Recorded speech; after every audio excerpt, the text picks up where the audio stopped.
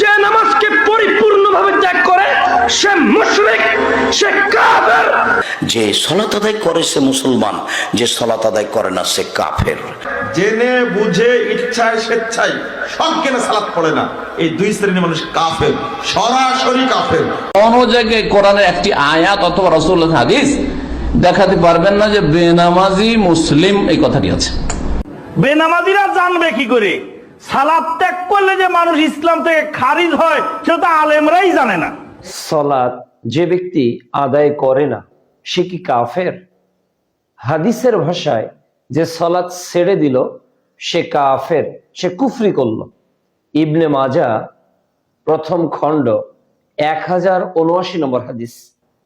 অনুরূপ ভাবে ইবনে মাজার 1080 নম্বর হাদিস, যে সালাত ছেড়ে দিল সে কুফরি করল।